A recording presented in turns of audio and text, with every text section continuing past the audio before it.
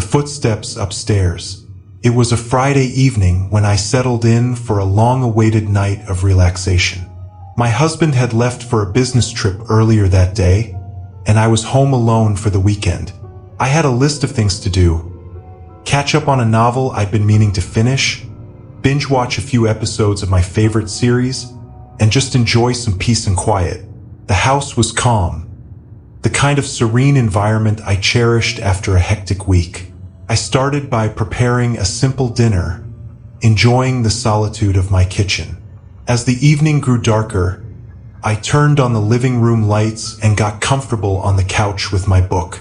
The ticking of the wall clock and the occasional rustle of the pages were the only sounds, creating a soothing atmosphere.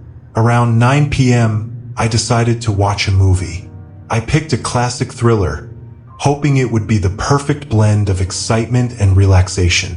As I was about to start the movie, I heard a faint, distant knocking sound coming from somewhere inside the house. It was rhythmic and persistent, but so quiet I wasn't sure if I had imagined it. I paused the movie and listened carefully. The knocking continued, a soft, rhythmic sound that seemed to be coming from the basement. My first thought was that it was probably just the house settling or maybe some pipes making noise, but the sound was peculiar enough to make me uneasy. I decided to check it out, though my heart wasn't entirely in it. I made my way to the basement door, which was situated at the end of the hallway. The stairs leading down were steep and creaky, but I navigated them cautiously, trying to locate the source of the noise. As I descended, the knocking grew louder, more distinct. It was coming from somewhere deep in the basement. I reached the bottom of the stairs and turned on the light, which flickered briefly before illuminating the basement's concrete floor and exposed rafters. The room was filled with old storage boxes and dusty furniture, but there was no sign of anyone or anything out of place. I walked further into the basement, following the sound. It was as if someone or something was tapping on a wall or a pipe. The noise seemed to be coming from behind a large stack of boxes in the far corner. My nerves were on edge as I moved the boxes aside, revealing a small wooden door that I had almost forgotten about. It was an old cellar door, barely visible behind the clutter. The knocking was now unmistakably coming from behind this door. My heart raced as I reached for the handle. I hesitated, feeling a mix of fear and curiosity. What could be making that noise? I turned the handle and pushed the door open slowly. The door creaked on its hinges, revealing a small, dark room that I hadn't accessed in years. It was a space that had been used for storing old furniture and holiday decorations. I could barely make out the shapes of old chairs, dusty boxes, and cobwebs. The knocking continued, echoing through the confined space. I stepped inside the room, shining my flashlight around. The source of the noise became apparent almost immediately. A small wooden box was sitting on a dusty table in the corner. It was old and worn, with intricate carvings on its surface. The knocking sound seemed to be coming from inside the box, as though something or someone was trying to get out. I approached the box, my hands trembling slightly. The sound of the knocking was rhythmic and insistent. I lifted the box and examined it closely, noticing that it had no lock or latch. The carvings on the surface depicted scenes of olden times, but there was no indication of what might be inside. I took a deep breath and opened the box. Inside was a collection of old, tattered documents and faded photographs. At first, I thought they were just scraps of old paper, but as I examined them more closely, I realized they were personal items. Family photos, letters, and other memorabilia. I picked up a photograph, holding it up to the light. It showed a family standing in front of a house that looked eerily similar to mine. The family in the photograph was dressed in clothes from several decades ago, and their faces were unfamiliar. There was something unsettling about the photograph, as if it was a piece of a puzzle I wasn't meant to solve. I continued to sift through the contents of the box, finding more photographs and letters, all of which seemed to be from the same era. The letters were written in an elegant script, but the content was difficult to decipher. There was a feeling of unease as I realized that these items might have once belonged to someone who had lived in the house before me. The knocking sound suddenly stopped. The room fell silent, and I felt a chill run down my spine. I turned around quickly, shining the flashlight in all directions, but there was no one there. I felt a growing sense of dread, as if the presence of these old items was somehow connected to the eerie knocking I had heard. I closed the box and set it back on the table, deciding to leave it alone. The basement felt colder now, and the silence was oppressive. I hurried back up the stairs, locking the cellar door behind me. The knocking had ceased, but the feeling of being watched remained. I spent the rest of the evening in the living room, unable to concentrate on the movie or my book. The photographs and documents in the box haunted me, and the basement's sudden silence was unnerving. I kept glancing at the basement door, half expecting the knocking to start again. The next morning, I called a local historian to see if they could shed any light on the items I had found. They agreed to take a look, and I arranged for them to visit the house. In the meantime, I tried to put the unsettling experience out of my mind, but the sense of unease lingered. When the historian arrived, they examined the box and its contents carefully. After studying the photographs and documents, they confirmed that the items were from the early 20th century and belonged to a family that had lived in the house many decades ago. They could not provide any additional information about the family, but they assured me that the items were of historical interest and not of any immediate concern. Even though the historian's visit didn't fully explain the strange knocking or the eerie feeling I had experienced, it provided some context for the items I had found. The box remained in the basement, and I avoided going near it for the rest of my time alone in the house. When my husband returned, I told him about the experience, and we decided to have the basement cleaned and organized. The old box and its contents were carefully cataloged and stored, and the basement was made more accessible. Although the strange knocking never happened again, the memory of that night remained with me. The house felt different after that experience, as if it carried a lingering sense of history and mystery.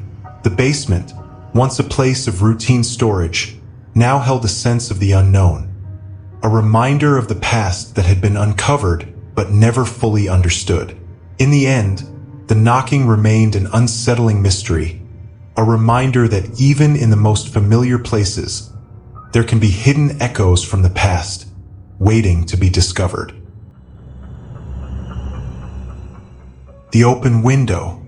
It was a chilly Wednesday evening when I found myself alone in my apartment, a rare occurrence since my roommates were all out for the night. The apartment was usually a lively place, but tonight it was quiet, with only the hum of the refrigerator and the occasional creak of the floorboards breaking the silence. I decided to make the most of the solitude by tackling a few household chores that I had been putting off. As I was putting away some old magazines in the study, I noticed a small, unmarked envelope wedged between the books on the shelf. It was an off-white envelope, slightly dusty, and had no return address or markings of any kind. My curiosity was piqued, and I pulled it out, feeling a strange sense of unease as I examined it. I carefully opened the envelope and found a single sheet of paper inside. The paper was plain and unremarkable, but the message written on it was anything but ordinary. In neat, typed letters it read, "You have been watched. You are not alone." The message sent a shiver down my spine. It was both alarming and cryptic, and I couldn't make sense of it.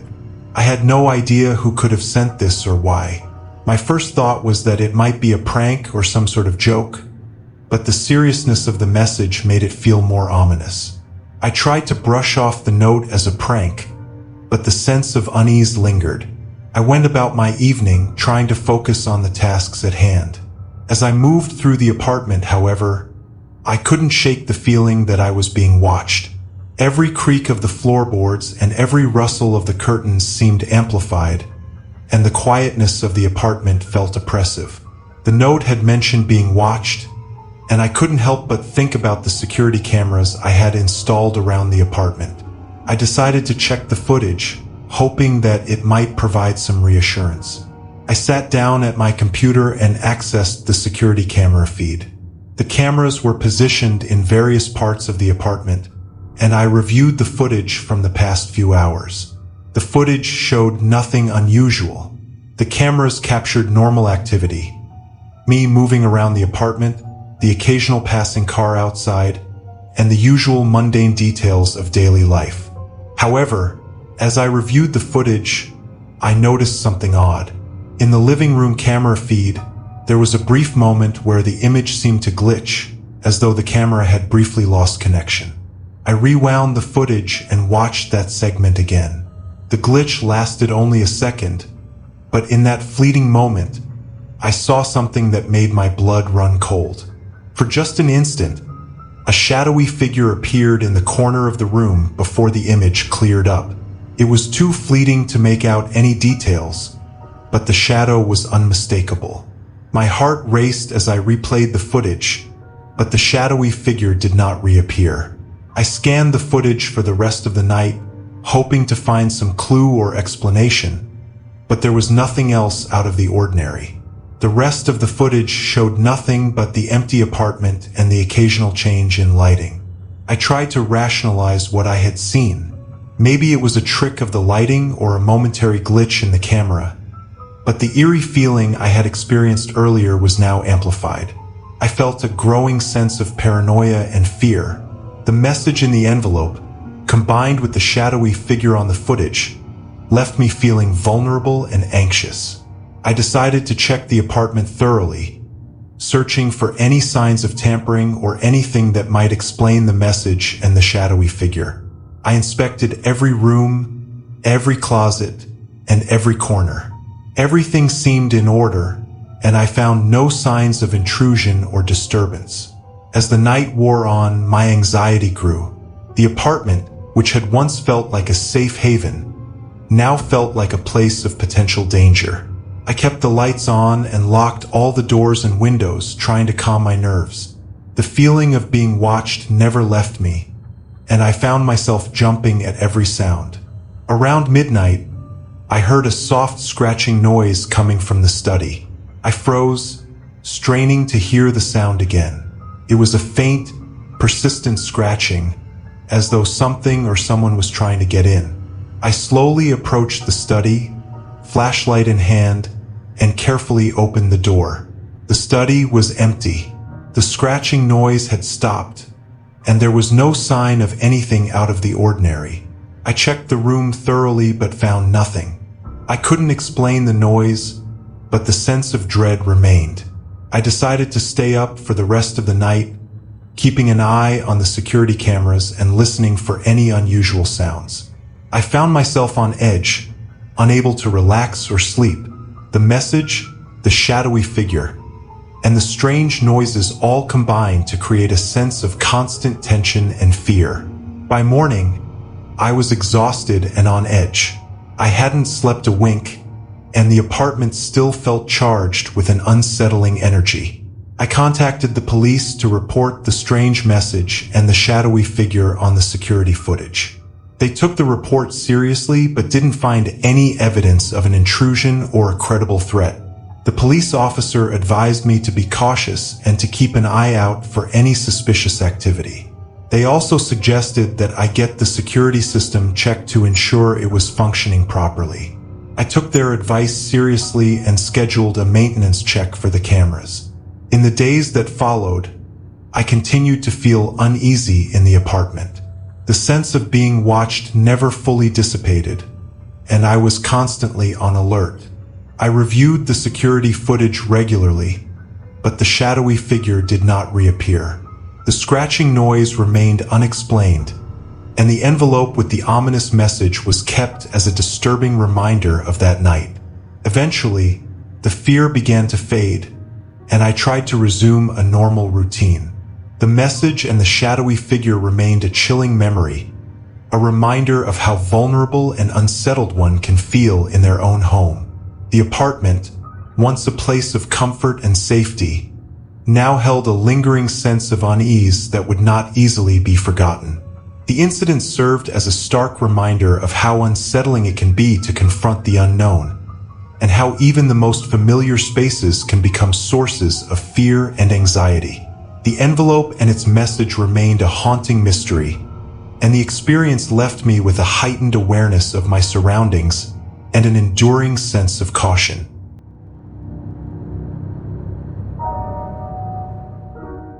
It was a Friday night, and I was looking forward to a quiet evening alone.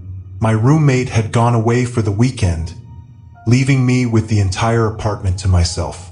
I relished these moments of solitude.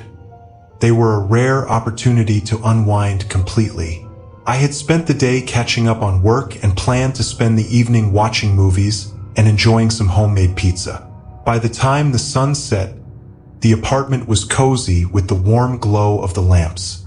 I had just settled down on the couch with a slice of pizza and a movie queued up on Netflix.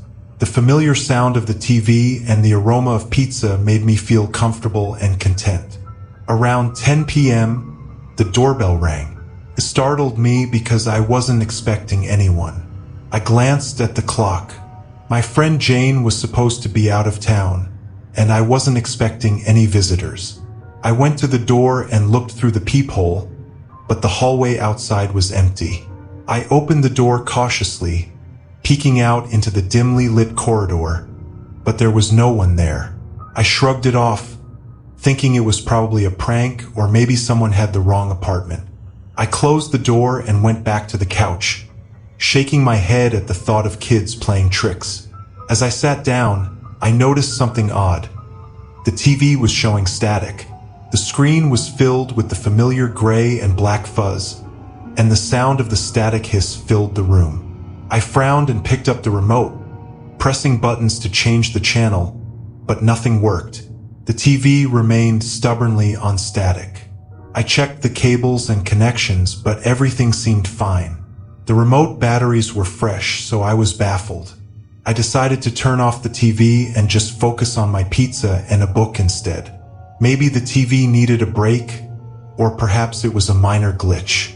Just as I was about to pick up my book, I heard the doorbell ring again. This time, it was more insistent. A quick, repetitive ringing that grated on my nerves. I put my book down and went to the door again, wondering if someone was playing a joke on me, or if there was an actual issue. I peered through the peephole once more and saw nothing but the empty hallway. I hesitated before opening the door, but curiosity got the better of me. I opened it slowly, scanning the area. The hallway was still empty, and there was no sign of anyone. Just as I was about to close the door, I noticed something strange. A small package was lying on the doormat. It was wrapped in plain brown paper with no return address or name. My heart skipped a beat. I picked up the package, feeling its weight and wondering who could have left it. There was no note or indication of who it was from. I took it inside and placed it on the kitchen counter, feeling a twinge of unease. I wasn't expecting any deliveries, and the package's sudden appearance was unsettling. I went back to the couch, trying to distract myself with my book. The doorbell rang again, and this time it was so loud and persistent that I felt a jolt of panic. I rushed to the door, but once again, the hallway was empty. I couldn't see anyone or anything out of place. I closed the door firmly and locked it, my nerves on edge. The repeated doorbell rings were beginning to feel like a cruel game, and the package only added to my growing sense of unease. I tried to focus on my book, but the tension was too high. I kept glancing at the package, wondering what could be inside and why it was left at my door. Eventually, I decided to open the package, hoping it would provide some answers. I carefully unwrapped the brown paper, revealing a small plain box. My fingers trembled slightly as I lifted the lid.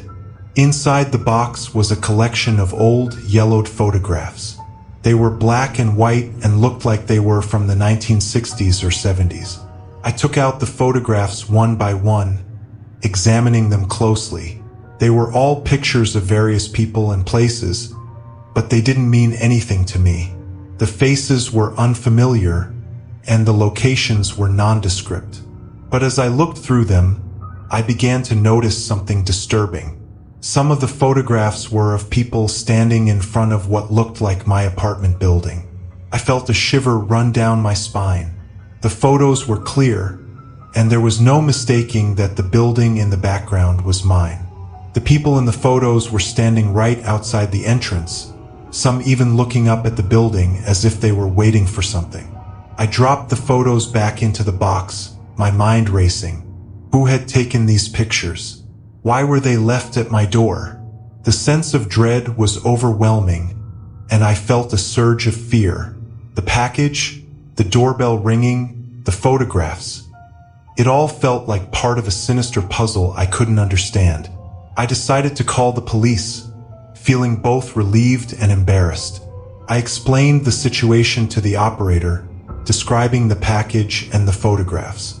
She took down all the details and assured me that an officer would come by to investigate. While I waited for the police to arrive, I couldn't shake the feeling that I was being watched. Every creak of the building, every noise outside made me jump. The photographs seemed to be a chilling reminder that someone knew where I lived and had been watching me. When the officers arrived, I showed them the package and the photographs. They were professional and took the matter seriously, but they didn't seem to find anything immediately suspicious. They took the photographs for further analysis and reassured me that they would investigate the matter. They suggested I stay alert and keep my doors and windows locked. After they left, I tried to go back to my evening, but the sense of unease lingered. The package had been a disturbing surprise, and the thought of someone taking pictures of my building made me feel vulnerable and exposed. The rest of the night passed in a tense blur. I kept the lights on and stayed close to the door, unable to relax. The doorbell didn't ring again, but I couldn't shake the feeling that something was amiss. The photographs were a stark reminder that my sense of security had been shattered, and the unanswered questions left me on edge. In the days that followed, the police conducted their investigation but found no further leads. The photographs were of no known individuals, and there were no additional clues to suggest who might have left the package. The case remained open, but there were no updates or new developments. I tried to return to my normal routine, but the incident had left a lasting impact. I felt a lingering sense of paranoia and unease, and I couldn't help but wonder if the photographs were a warning or just an unsettling coincidence. The apartment, once a sanctuary of solitude, now felt like a place where my privacy had been violated. I continued to live there, but I was always on edge, constantly aware of my surroundings. The doorbell ringing became a source of anxiety, and I made sure to keep my doors locked and security cameras monitored. The photographs remained a chilling reminder of that Friday night, a night when my sense of safety was forever altered.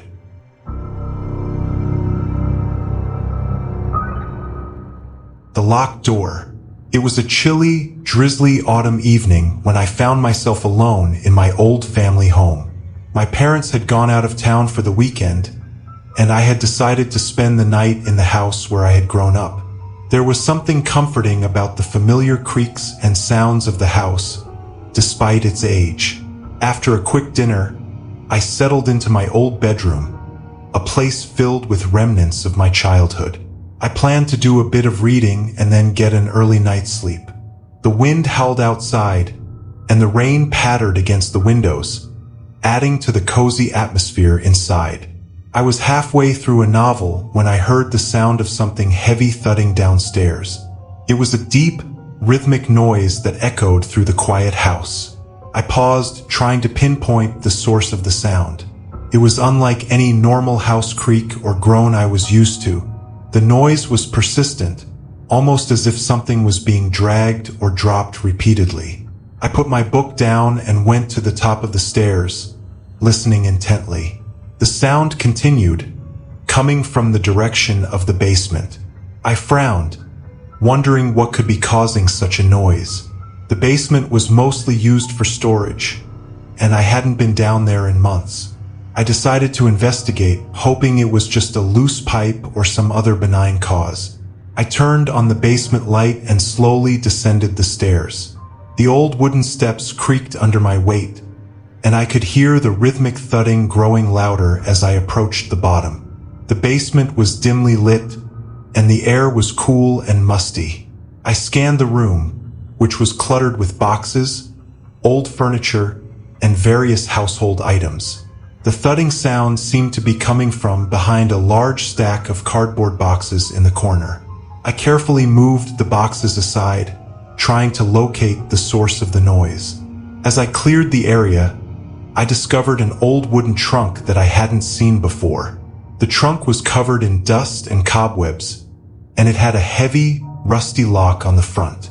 The thudding noise stopped abruptly as I approached the trunk. I felt a shiver run down my spine as I looked at it. The trunk was an old antique piece and seemed out of place among the other items in the basement. The lock was old and worn, and I could see that it was slightly ajar. With some effort, I managed to pry the lock open. The trunk creaked as I lifted the lid, revealing a dark interior.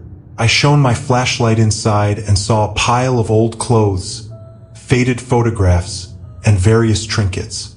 The trunk was filled with items from decades past, seemingly left untouched for years. As I sifted through the contents, I found an old leather-bound journal buried beneath the clothes. The journal was worn and cracked, but it looked intriguing. I carefully opened it, revealing pages filled with neat handwritten script. The writing was dated from the early 1900s, and the entries detailed the life of a person named William Harris. The entries in the journal were mundane at first, detailing daily life and personal reflections. However, as I read further, the tone of the journal changed. The entries began to describe a growing sense of unease and paranoia. William Harris wrote about strange noises and shadows in the house, and his fear that someone or something was watching him. The final entries were unsettling. Harris wrote about hearing a constant thudding noise coming from the basement, similar to what I had heard earlier.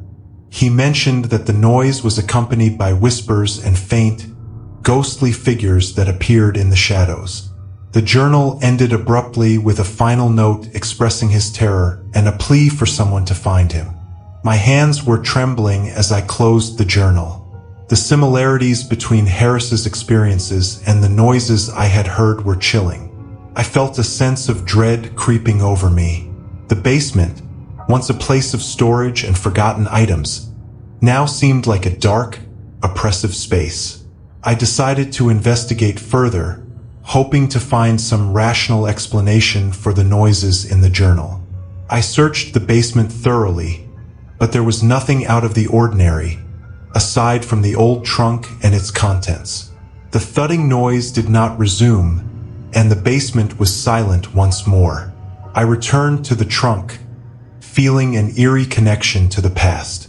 The journal and its disturbing entries had left me unsettled, and the silence of the basement felt oppressive. I closed the trunk and locked it, feeling a mix of fear and respect for the past. I went back upstairs and tried to distract myself with a movie, but the unease lingered. The house, though familiar, felt different now. The journal's account of fear and paranoia seemed to cast a shadow over the evening. I slept fitfully that night, waking several times to the sound of creaking floorboards and distant thuds. Each noise made me jump, my mind racing back to the journal and the ghostly whispers described within. I kept the lights on and tried to stay calm, but the atmosphere of the house was now charged with an unsettling energy. The next morning, I packed up the journal and the other items from the trunk, intending to take them with me. I felt a strong sense of responsibility to preserve the history, but I also wanted to distance myself from the unsettling experience. I left the house feeling a mix of relief and lingering unease. The journal and its contents were later examined by a historian, who confirmed their authenticity and historical significance. The story of William Harris added a layer of historical intrigue to the house, but it also left me with a lingering sense of mystery and dread. To this day, the experience in the basement remains one of the most unsettling events of my life. The thudding noise and the journal's disturbing entries are a reminder of the house's hidden past and the eerie echoes of history that sometimes resurface. The old trunk, now carefully stored and cataloged, serves as a reminder of the house's deeper, darker history and the unsettling connection between the past and the present.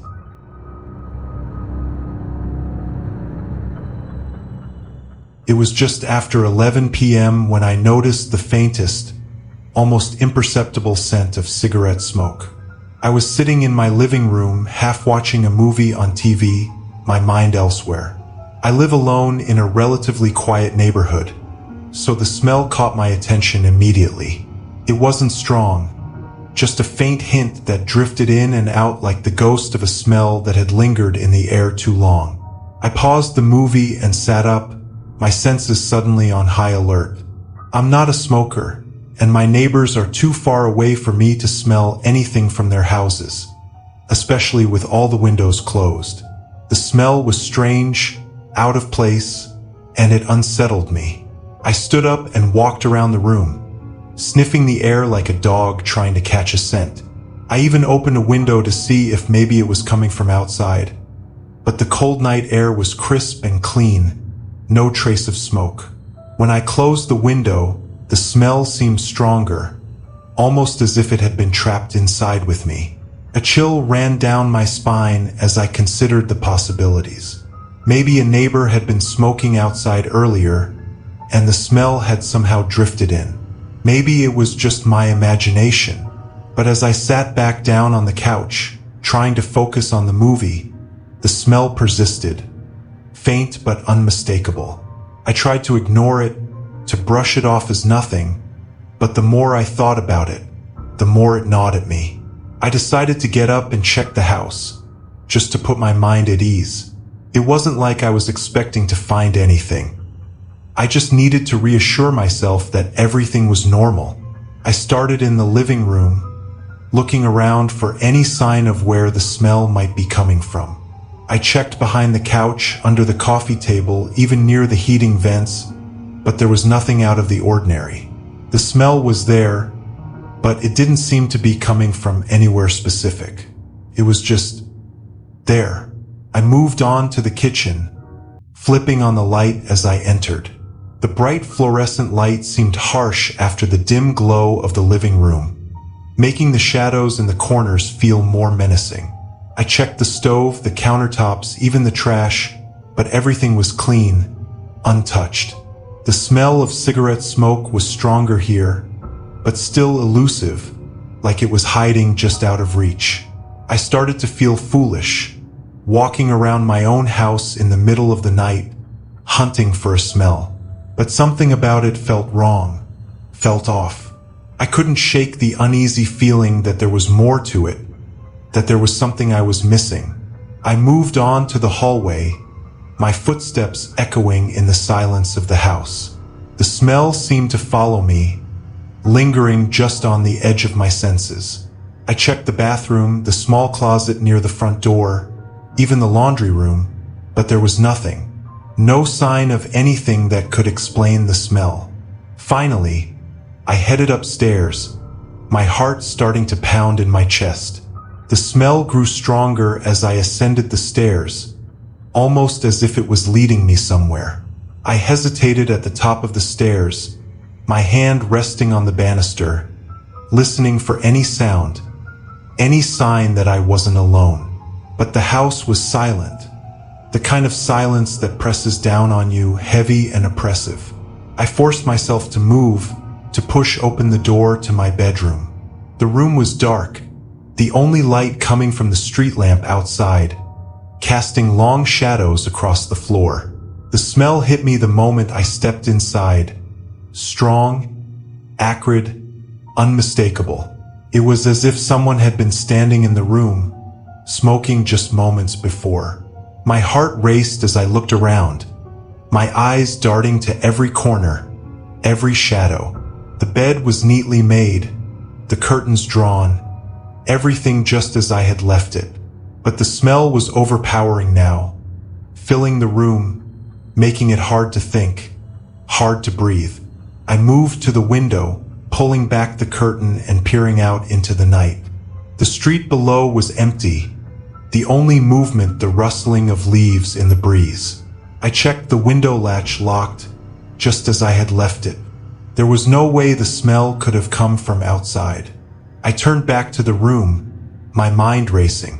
Was someone in my house? Had someone been here, smoking, and left without a trace? The thought sent a wave of fear through me, but I pushed it down, trying to stay rational. There was no sign of forced entry, no open windows or doors, nothing to suggest that anyone had been inside. But the smell, it was undeniable, thick in the air, clinging to my clothes, my skin. I walked around the room, my hands shaking slightly as I searched for any clue, anything that could explain it. I checked the closet, the bathroom, even under the bed, but there was nothing. The room was empty. I stood in the middle of the room, feeling the walls close in on me, the smell of smoke suffocating. I needed to get out, to clear my head, but I couldn't bring myself to leave. Something was keeping me there, something I couldn't name, couldn't understand. Then I noticed the ashtray on the nightstand. My breath caught in my throat as I stared at it, my mind struggling to make sense of what I was seeing. I didn't own an ashtray. I didn't smoke. But there it was, plain as day, sitting on my nightstand as if it had always been there. My hands trembled as I reached out to touch it, half expecting it to disappear, to dissolve into nothing. But it was real, solid, cold to the touch. I picked it up, turning it over in my hands, my mind reeling. The ashtray was old, the kind you'd find in a bar or a diner, with a chipped edge and a worn pattern around the rim. And inside, nestled in the bottom, was the stub of a cigarette, the ash still fresh. I dropped the ashtray as if it had burned me, my heart racing. It hit the floor with a dull thud, the sound echoing in the silence of the room. I backed away, my mind spinning, trying to piece together what was happening. How had it gotten there? Who had put it there? I forced myself to calm down, to think rationally. Maybe I had forgotten about it. Maybe it had been there all along, and I just hadn't noticed. But deep down, I knew that wasn't true. I would have remembered something like that, especially something so out of place in my own home. I bent down to pick up the ashtray, my hands still shaking, and examined it more closely. There was something familiar about it, something that tugged at the edge of my memory, but I couldn't quite place it. The cigarette stub was short, as if it had been put out hastily, and the ash was scattered in the bottom of the tray. I turned it over, looking for any sign, any clue, but there was nothing. No markings, no name, nothing to indicate where it had come from. It was just an old, worn ashtray, like a relic from another time, another place. I set it down on the nightstand, my mind racing. I needed to figure this out, needed to make sense of what was happening. I grabbed my phone and dialed my friend Sarah's number. She was the only person I could think of who might be awake at this hour, and I needed to talk to someone, needed to hear a voice other than my own. The phone rang twice before she picked up, her voice groggy with sleep. "Hello, Sarah. It's me," I said, trying to keep my voice steady. "I'm sorry to call so late, but something weird is happening." There was a pause on the other end, and I could almost hear her waking up, her mind shifting from sleep to concern. "What's going on? Are you okay?" "I don't know," I admitted, glancing at the ashtray on the nightstand. I found something in my room, something that wasn't there before." "What do you mean?" she asked, her voice sharper now, more awake. "What did you find?" I hesitated, unsure of how to explain it. An ashtray, I said finally. There's an ashtray on my nightstand, and it wasn't there before.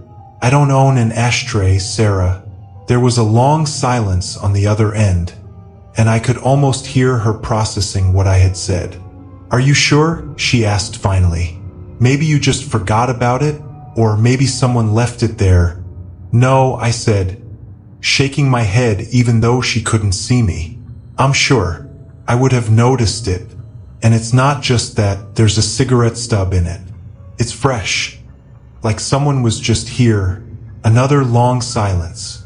That's really strange, she said slowly. Are you sure no one else has been in your house? No one has been visiting or anything?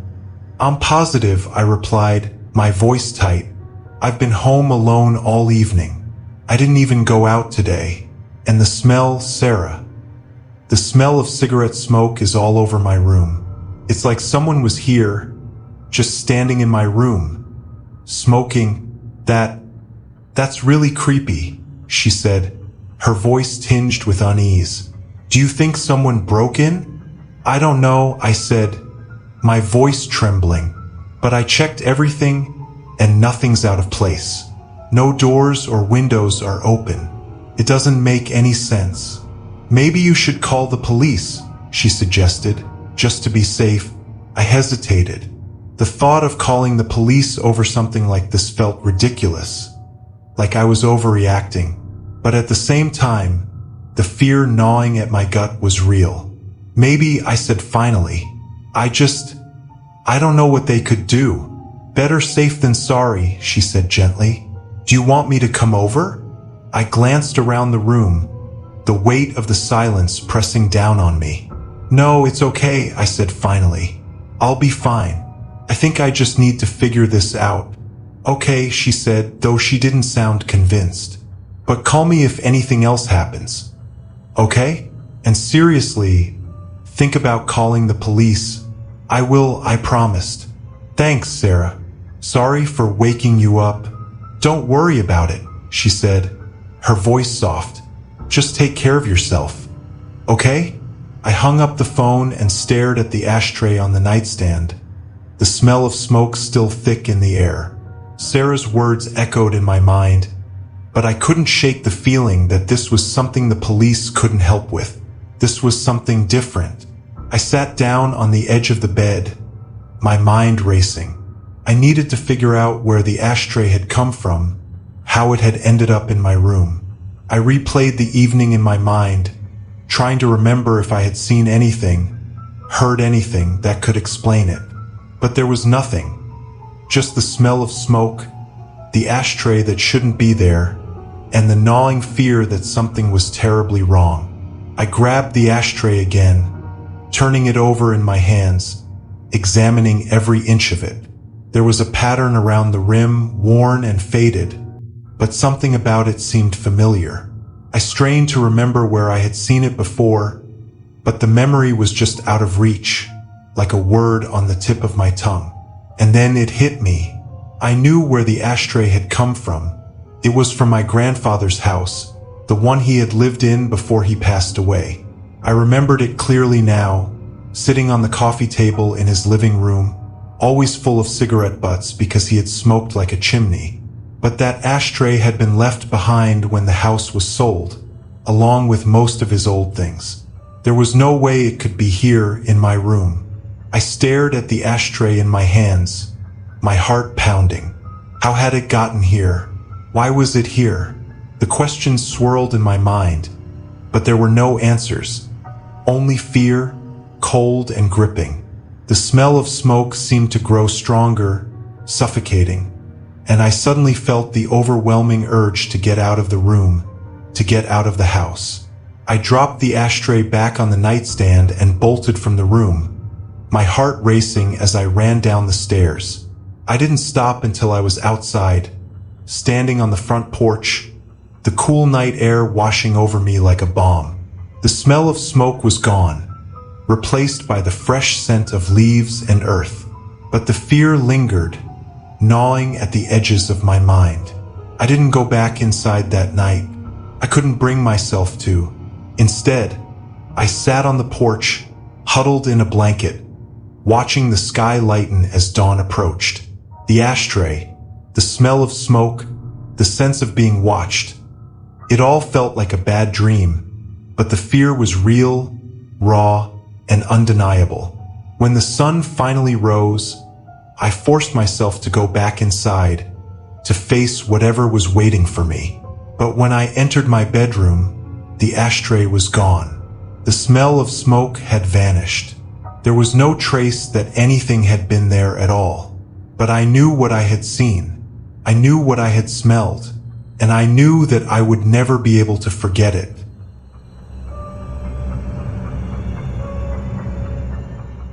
The muffled cry. It was a quiet Saturday evening when I found myself alone at home. My partner had gone out to visit a friend for the night, leaving me with the entire house to myself. I planned to make it a cozy, relaxing night. Maybe catch up on some reading and enjoy a glass of wine. Little did I know that this night would be anything but peaceful. As the evening settled in, I cooked a simple dinner and then retreated to the living room.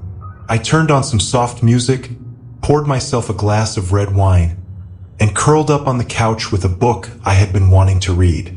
The house was warm and inviting, with the soft glow of the lamp providing just enough light to make the evening comfortable.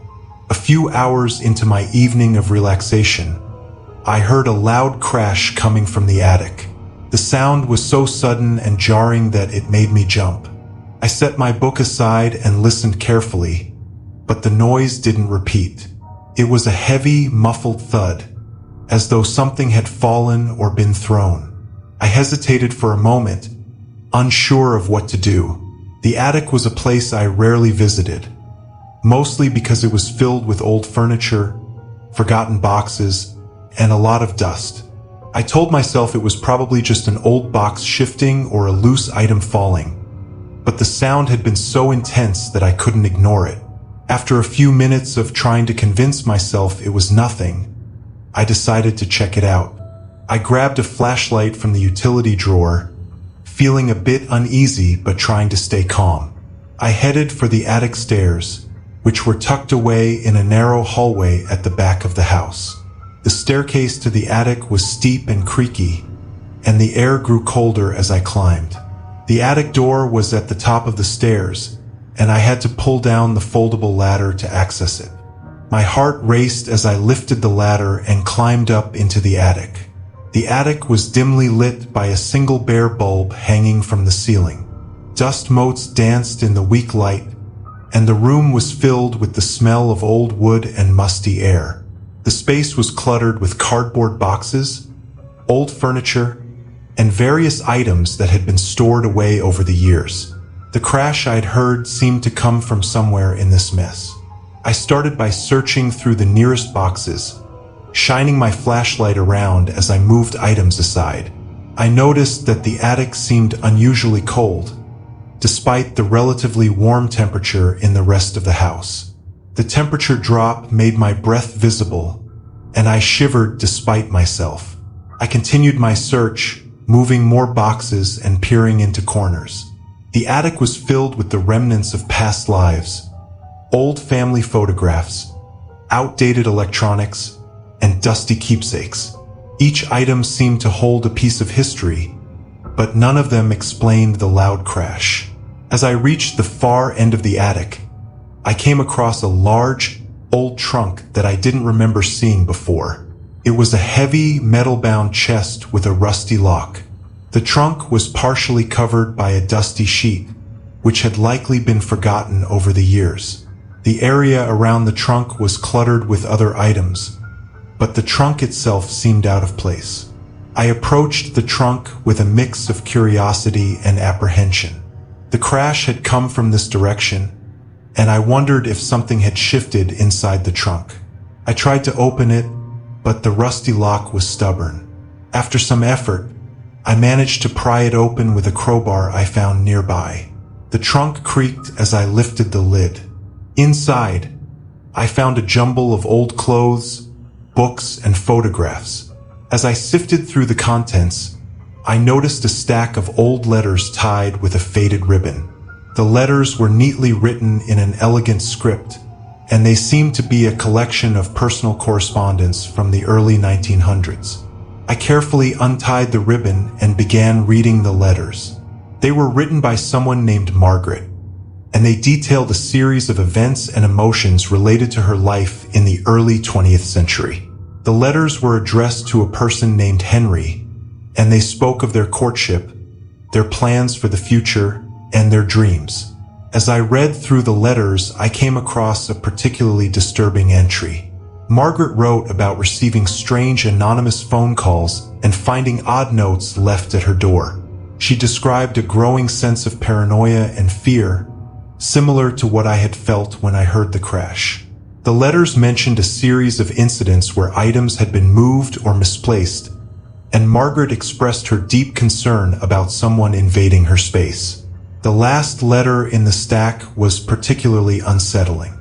It was written in a frantic, hurried scrawl and spoke of a confrontation with someone who had broken into her home. Margaret described the intruder in detail, noting that they had left behind a distinct mark, a small, carved symbol on the wall of the attic. The letter ended abruptly with a plea for help and a description of the symbol.